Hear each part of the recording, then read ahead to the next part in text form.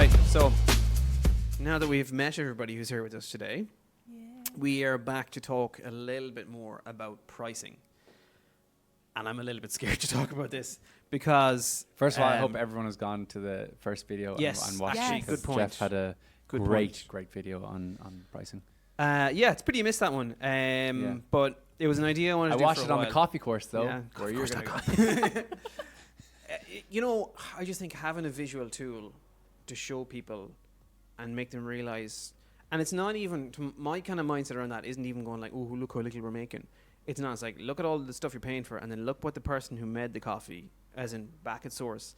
And the very important thing, remember that's the price to whoever we're getting it off. There's also an importer and a farmer involved somewhere in that tiny, tiny, tiny little space. And that was what kind of led me back then to thinking about like the price history of coffee. But it's huge. I'm going to try and talk about it a little bit. Feel free to play devil's advocate and dip in with questions that I probably won't have answers for. But what actually was very interesting, and I think me and Tom and Eilish talked a little bit about this off air after the last episode, is like the history of coffee is to some extent the history of colonialism. And there's that great meme from the Mitchell and Webb show, you know, Are We the Baddies? Have you seen that one? Yeah. So it's the guys going like, when coffee drinkers realize the history of coffee is tied to colonialism. And that's what it is. It's like very, very early days initially. You're talking back in what was then called Java and is now like Indonesia, is where the Dutch East Indies Company were bringing the coffee over from there. And the whole structure of what that was based around was the Dutch were administering the colonies and then tasking the local chieftains and lords to give them X amount of coffee, who were then divvying that down to their peasants and going like, you have to grow coffee. And the tithe that was paid back was to keep the Dutch happy. So while the work has been done and the peasants were getting paid, effectively there was no cost to labor. So that's the very, very first instance of like coffee as a commodity being brought somewhere else. And labor was never part of that equation from the start. And that's kind of where the problem started. And I know it seems like a real big throwback to go that far back. But then the next instance you see is in Haiti, where the French are in Haiti, and it turns into full-on slavery, you know. And I'm not saying anything controversial here. This is literally just fact. Full-on slavery, a model that then moves to Brazil and South America. And as you know, like Brazil was the first country to really explode in coffee growth, and at one point had 80% of the world's coffee production, which is mental, absolutely mental. And then you think, all right, okay, modern days come around a bit, and you know we did away with the whole slave thing, but like the market in Brazil was so used to that it couldn't really figure out how to replace it. So what they actually replaced it was with Europeans coming over to, and not even talking about Europeans coming over to like set up farms or do their own thing. They're in debt. Their passage is paid for them, and then they have to repay their passage by working on the farms. And then obviously by the time that cycle goes around, they get someone else. So once again, you're in a zero wage equation. And that feeds into quite early into the 1900s, in a massive harvest in 1906, where one guy in Brazil is growing something like 80 million bags of coffee. You know? What? Yeah. And what's interesting is obviously, like, you know, I'm not going to go into an economics lecture. Like, you can break it down to as simple as supply and demand as you want, but it's not really that easy. But the reason we talk about this, and this is probably something you're aware of too, is like when people say the C price, people get a little bit confused, think it's the coffee price, but the C price is the commodity price, and that could be used to refer to a whole bunch of commodities, be it oil or gold or livestock or whatever it might be. But the C price around coffee is the one that determines the market and the market prices, and even in specialty coffee. And this is why we're getting there, because you can be like, oh yeah, sure, the C price, what does it matter because it's Robusta and it's better. It's not. Like, specialty coffee works off a percentage extra margin normally. So you're talking about the C price plus a benefit. So when that price goes away, specialty coffee price pays the price too. And you're talking about scenarios where farmers are actually like losing money. Yeah. Losing money by growing a crop. And this isn't like a tap where you turn it on and off. It's something that takes time to get into and something that people's livelihoods are built around. But I'm going to give you a chance to talk for a second, because I've rambled and I'm on a rant. No, that's really, really interesting. And I know that I think it was with the French. A side story. I think the French stole the actual coffee species from the Dutch, because remember way back then, like you said, the Dutch had full control, but it was coffee was so so valued over there. It still is today, obviously. Yeah. But it was so valued that they actually guarded it as a secret, and they had the species, the Dutch, and the French and the Portuguese wanted to take it because they saw how much money that the Dutch were making off it and the exploitation. Eventually they got it because in Haiti and everything, but they got it because the Dutch gifted the French a coffee tree on the grounds that the French would never touch the coffee tree, so it would be a gift. Right. Yeah, French it's like, like, we're never gonna we'll do never that. touch it. Yeah. We promise. Yeah. Promise. Yeah, and then of course they absolutely exploited the crap out of it.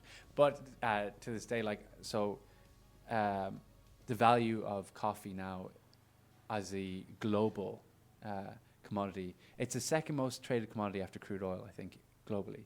So that just shows you, like, people go, oh, what's the point with this C price? I mean, there's every point. Because it's to this. nothing to do with the product. Yeah. It's literally, I mean, like, it's quite hard to explain the commodities market without going too far into it, but it doesn't matter if it's coffee or anything. It could be a pile of dirt in the ground. It's just people speculating on futures, but they're speculating on as well as the futures market, they're literally speculating on people's futures, as in how much their crop is going to grow, how good a harvest they're going to have, and then that will impact those people directly, but not the lad who's made his trade and got the benefit, like, you know. Exactly. Yeah, and it's unfortunate because it's so. It has such an impact, but it's so far detached from reality. The guys in New York making or setting the trade price, and then you have the farmers who are way down in South America, who have to just live their lives off that price that's just been set. And you see problems globally now, and we're currently in a problem with the price. Where, for example, kind of have been for the last few years. For Like, I years, mean, I think it was around 2006 we had the big issue, and then it started to stabilize. It's been this way since maybe 2018, 2019 now. And this year the price has gone up purely because producing like Brazil had the frost, and it killed off huge. But if you go and look at a graph, the scary bit is you can look at something from the 1960s up to today, and the fluctuations are up and down. You might be like, oh, it goes up and down, but like, it's still in this tiny margin for 50 years. Yeah. And it's not even adjusted for inflation, that price. So that means, like, you're probably, if you actually adjusted that graph for inflation, we're potentially behind where we were in the 60s, if not more. Yeah. It's baffling. Like. Yeah. And like, to go back to the people on the ground who, like the farmers, the actual physical human beings who are being affected by this. And it's I think it's important for us as well as owners of businesses to always bring it back to the human side, because it provokes emotion and empathy, and hopefully people can realize that, because at the end of the day, you're affecting humans, like you're affecting people who have lives and who are trying to support their families. And you have people, like, we worked with roasters in Amsterdam, and we currently have a roaster in the bar right now, Common Greens, but they dealt with coffee in Myanmar, so they were getting coffee from Myanmar, and they were helping farmers to grow and cultivate coffee there and export it, because they were growing opium, because the price of coffee was so low. It was just not okay. Like, it didn't support their family. It was more worthwhile to grow opium. And then you attract drug lords. Drug lords then are there saying you have to grow for us, and so then they're just trapped in that cycle. Yeah. And they're trapped in there because the alternative was to be trapped in debt in the coffee cycle. Exactly. Yeah. And like, there's actual stories on the ground of things like this. It's having an effect like that. Just like one good story, one interesting story I read, which shows the mindset of the Western world towards this kind of thing, was back in the early 20s. The overproduction was a real issue. They're overproducing something like 26 million bags a year of coffee, but then they were putting those into reserve, and then you got to a point where it's like 40 million bags, 60 million bags. There's too many bags of coffee, literally, and it wasn't even like a seasonal or freshness thing. It was again a commodity thing, and it was impacting the price. So they entered into a scheme called Valorization, which is a very simple economic scheme, basically, where someone buys their product off the market, holds it back in reserve to impact the price and so forth. Pretty straightforward economics, you would think, is these days, but the US did not respond very well to this at all, because the biggest market at the time being exported from South America was to the US. So there was a congressional hearing with the man who was involved in the scheme, the banker was involved in the scheme, and at one point someone in the Senate said to him, was like, why did you do this? And he was like, well, there's people on the ground, there's a danger of revolt and famine And someone actually turned around and was like, well, do you think that's worse than US consumers paying $14 a pound for coffee? And that, you know, we're not that far removed from that. I Like, was about to say that may seem extreme, but it's kind of that's someone's still- granddad who said that. You know what I mean? Yeah. Like, it's not that long ago. And the only thing that happened was they literally had to start destroying coffee. They came up with crazy schemes like, oh, maybe if we mix it with tar, we can make into fuel, or we can make roads out of it. When they actually ended up spending like a good chunk of like 1923, 24 up to like the late 20s, just incinerating 80 million bags of coffee, because that was the only way to rebalance the price. God. Isn't that mental? And then things were just getting good in 1929. Guess what happened? Yeah. Oh God. Oh yeah. And then after the stock market crash in 29, things went well for a while. And the only thing that stabilized the price happened in 1939. Yeah. Literally the Second World War stabilized the price of coffee. Gas. Yeah. Why? Oh, just because they're feeding to Supply and demand was always the issue. soldiers need Yeah. caffeine to stay alive. And Stay awake. it was actually at that stage going into the 30s when Brazil started to talk to, well, I was going to say Nescafe, but then was the Nestle Corporation, Mhm. whatever, about trying to come up with a scheme, going like, hey, we got millions of bags of coffee, lads. What do you want to do with it?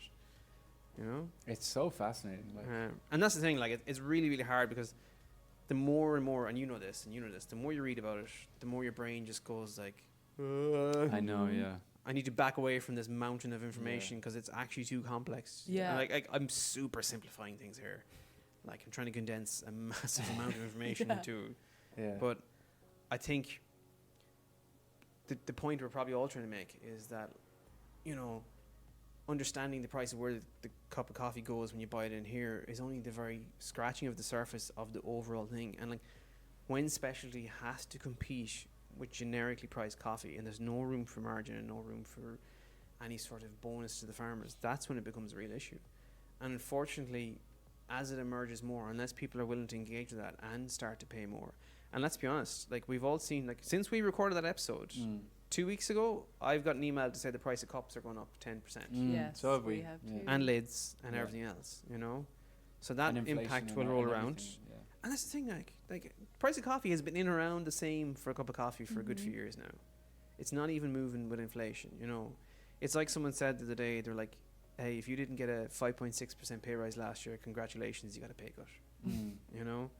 And people don't think about that, and it's going to continue to go that way. And this is something I'll probably bang on about as well, but we currently are still rocking the 9% VAT rate, but we were told that goes away in August next year, Okay. you know. Sad times. Yeah, well, Rough I've times. been in the food business enough times this goes like this, you know. Yeah. But you know, the thing is, like, you'll have to charge more to offset that, but you won't be able to charge more enough to offset it to give more. See, and that's a Yeah. push point where it feels like it would be an opportunity to start to charge more to recoup some for the farmers. But people are already going to be pushing back against that, because when the VAT rate drops, the fascinating bit is people think that the price of a cup of coffee should drop. It And should you're going, drop. like, you do realize that's the little margin that's supposed to help the business. It's not to Mhm. make the product, no matter what it is, cheaper for you. It's to help the business to generate more money, to generate more tax with government. Yeah. It's got nothing to do with anyone involved in any making of any coffee or food or sandwiches or fucking anything, Yeah. you know? Yeah. That's an important point for everyone to understand as well. Yeah. 2 points I'd say to the price and specialty as a thing as well. Like people would say, okay, so why don't the farmers just go to specialty and get a higher price for it? Well, the reality is that they can't afford to do that either. Yeah, yeah. Because let's say they experiment in growing specialty species or trying to get their coffee into a higher quality. First of all, they don't have the money to invest in that, into upgrading and getting different species or just different processes. Two, if they invest and then 1 year the crop dies or doesn't go well, That they're They're done. Yeah. absolutely done. So it doesn't make sense for them to It do shows that. an awful level of ignorance. It's like turning to a dairy farm in Ireland and going like, oh, why don't you just try some, I don't know, some llamas or something. Yeah. Give those a go. Yeah, yeah. It's also like just how out of reach everyone is with it now. The like, disconnect. the absolute Yeah. disconnect. And another disconnect is when you compare coffee to wine. Coffee is the only sort of food industry where the price is set by the buyer, not the farmer. and it's It's actually hilarious, isn't it? fascinating. Yeah. The price is set by the buyer, not the That's not the amazing. not the Mhm. grower. And so in wine, you will never have a sommelier, or you never have someone going to the farmers of the vineyards and going, I'm going to buy that for this much. No, the farm will turn around to them and go like, this is what we have. This is what the we price. value. This is the Yeah. price. It's up to you whether you buy it. Whereas with coffee, they go to the farm. The buyer will taste the coffee from the farm and go, this is how much I'm willing to pay for that. And Mhm. the farmer, what can the farmer do? The Yeah, farmer yeah, yeah. has to cave to that. And that's inherently wrong and needs to change. And that's price for not just specialty, but that's commodity as well. You have to have that for commodity too. Because the thing that's important is like we're not whinging about the price that we get for a cup of coffee because that's something that's set by the market locally as well. But what we're saying is like with more leeway, the benefit of that can go to someone else, you Mhm. know, and that can work its way through the whole channel, which means better prices for people who are trying to roast specialty coffee, which gives them more margin to give better price to the importer, which gives a better price to the farmer, and that better price for the farmer, like Jesus lads, it's a couple of cent to Yeah. someone here, but on the like additive sense of every cup of coffee or every bean, it's huge for them. It's freaking huge, like, you know. Yeah. Especially like, when you consider their cost of living Yeah. and where they are, like Yeah. a couple of cents to us might not be very much, but to Mm. them, it's everything. Yeah. Like, and also like for people who want to get into it more or want to sort of be more conscious about the coffee that they're buying, it's so important to do your research. It's so important to read up. It's so important to just see where is the coffee coming from. If you can cut out the middlemen or as much middlemen as possible, also the better for the farmer, the better for the end user. Yeah. And that's important for people who own businesses who want to go to maybe higher quality coffee. And that's the other thing. People go, we're going higher quality coffee, we're going to raise our prices. But they're just going to like big name brands and they say that we have higher quality. Mhm. Well, in actual fact, like you need to do your research because sometimes it might be those big name brands that have actually created this problem and have exploited everything. But this is the whole like fair trade Yeah. nonsense. They're not even going to, you know, That's not even worth an episode. Green Forest Alliance. Yeah. You know, it's kind of crack. Yeah. But yeah, it's greenwashing in another way. In like it's pricing greenwashing or ethical greenwashing, whatever you Yeah. want to call it. It's a whole other thing. Mm. What's the price point of a cup of coffee in Holland? We were actually talking about this. It's, You asked me this, and I said, "God, I haven't a clue." it's to be fair. Yeah. Ireland has, it's more expensive than Ireland. So let's say a flat white here, you'd pay maybe $3.20. There you pay $3.50 for Okay, a flat it's white. expensive. No, it's not crazy Yeah. expensive. It's more expensive, but on the other side, I would say over there, your access to coffee that is more sustainably sourced is easier. Mm. Yeah. So I guess people are more willing to pay higher price for it. Mhm. Yeah. Now, I don't know, it was the Netherlands, and we all know the history of the Netherlands Yeah. with coffee. So I don't know. And again, I put my hands up and go, like, I haven't done enough research on that. Like, you have to really look at... Well, you have to be really careful too when you are reading things. There's a lot of use of language around stuff that sounds good on the surface, but you know, we were talking about this. We were looking at someone's website recently. You're like, it sounds like someone else wrote this for them to say all the kind of keywords that people Oh, want to yeah. hear, but I'm not seeing any of the actual information. You Mm. know, Mm. just phrases that sound nice. You Mm. know, but Yeah. It's really fascinating, but it's important. And one thing I'd also say is like, climate change will have a massive and is having a massive impact on everything now, and the price of coffee will go up regardless of commodity, regardless of specialty, just because it'll cost more to produce it, hands down. And we will. I mean, I think whether we like it or not, the price of coffee is going to go up. yeah. Just how much it's going to go up by, that's the big one. Yeah, and what's funny is that like the shift where that will happen, it's like who will it most directly impact? Yeah. You know, That's the big one as well. Yeah. because it may go up, but the benefit to the farmers may not increase, and then it just may be more difficult for businesses to buy product, which makes it harder to pay their staff a fair wage, which makes it harder for them to make a living. Which it's all, it's a whole other. And you have the Can I likes say it's of a whole the, other shit show. I don't know. Can I it say is like it warrants that, like, Yeah. and then you have the likes of the Nestle core buying out the Ooh, farms. calling them out by their name. Yeah. Yeah. Well, they're buying out the farms, and so they're setting the prices, and they're like, Yeah. Mm. and that's a whole other like ball Yeah. game. And how do you tackle that? Like multinational corporates, just like Come at us. Supermarket coffee. supermarket coffee, Yeah. do not go anywhere near it. Like, I got this bag of coffee and it was only €2. Oh, and can it's you grind it great. for me? Just yeah, I've when- had that. Can when you buy- grind this for me that Oh, I yeah. bought somewhere else? Yeah. Like, I have a massive issue with supermarkets in general. Sorry, Yvonne, if you're watching this. My poor wife has to tolerate me going on and on and on about how much I hate supermarkets. Like, currently what's happening is they're absolutely co-opting small business by bringing these concepts and ideas of, ooh, we're doing sushi in our supermarket, or we have a burger counter. Fuck right off. Sorry, no, but like it's okay. We lost the PG rating a long time ago. Yes. Anto was just on the show. Yeah, yeah. Bring it back. Bring it back. Like, it's such nonsense. It's just like, what else can we take on board to bring people in here and keep them in here and give our staff 0-hour contracts and give them no benefits and pay them shite pay? And like, I thought we had moved away from that model. I thought, like, you know, the supermarkets had had their heyday when people realized that, you know, and Christ, if anything came out of the last like 12 months or 18 months, it should be supporting Irish. But supporting Irish doesn't just mean buying stuff that's sold in the premises in Ireland. And You also know? just not for 1 year of COVID and then forget about it the next Yeah. year. Yeah. Like, you're liable to find me walking around a supermarket ranting and raving someday because it really drives me insane. Yeah. But it's a huge problem. It's a huge problem. They've tried to squeeze every single product under the sun in there, and the net result of that is the lowering of price of the people who are making a product. Mm. And essentially, it's going to lower the quality of the product. And it's There's going no to two lower the ways. appetite of the customer. Exactly. And that's the big one. Yeah. Yeah. And again, like, it feels like we're saying, come buy our bags of coffee. You know, it's Yeah. not that. Please It's do. not. Well, do that too. But it's not that at all. No, it's not. It's No. like, you know, the Irish consumer and consumers in general need to remove themselves from the end point of the transaction and think about the whole overall experience and where it impacts. You can't just go in and go, oh, it's great because we bought it for X amount. And like, well, I'm not saying that. Look, I totally understand. For some people, it's a budgetary issue, and there's zero judgment in any way for those people. That's not the problem. Those supermarkets and the pressure they're putting on businesses to be part of what they're doing is the problem.